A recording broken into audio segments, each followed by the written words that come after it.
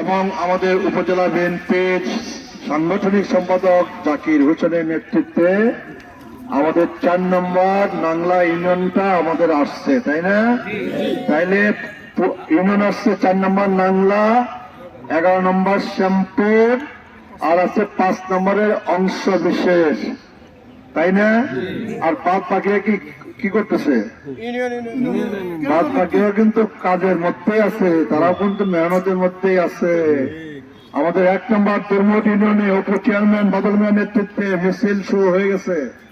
2 নম্বরে ফজলুর রহমান ঠান্ডা শহীদ জামানের নেতৃত্বে মিছিল শুরু হয়ে গেছে। 3 নম্বরে দেবর মাস্টার বাবলুর নেতৃত্বে মিছিল শুরু হয়ে গেছে। আমাদের 6 নম্বরে ওয়াজেদ আলী হেলাল ভাইয়ের নেতৃত্বে মিছিল শুরু হয়ে গেছে। আমাদের 7 নম্বরে ইসমাইল হোসেন মুজিবুর চিশতি জিক্রুর নেতৃত্বে মিছিল শুরু হয়ে গেছে।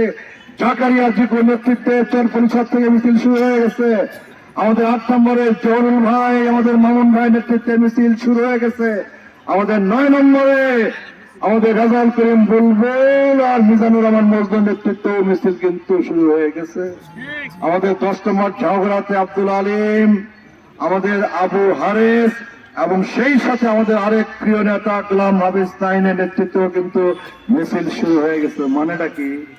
মানেটা হলো এটা কিন্তু মেলান্দ উপজেলা না, এটা হচ্ছে মেলান্দ পৌরসভা এবং পৌরসভার আশপাশ দিয়ে 1-2টা ইউনিয়ন, এই 1-2টা তার মানে 2.5টা ইউনিয়ন।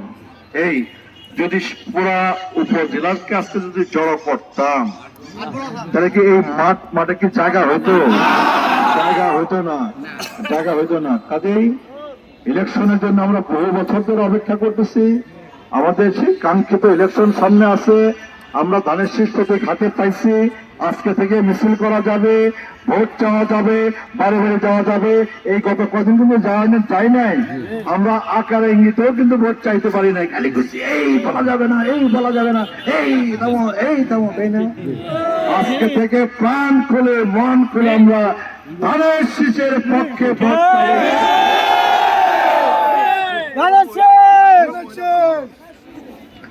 আজকে আমাদের এই মিছিলে গণসংযোগ, মূলত এটা গণসংযোগ। কিসের মিছিল? এটা মিছিল না, এটা গণসংযোগ।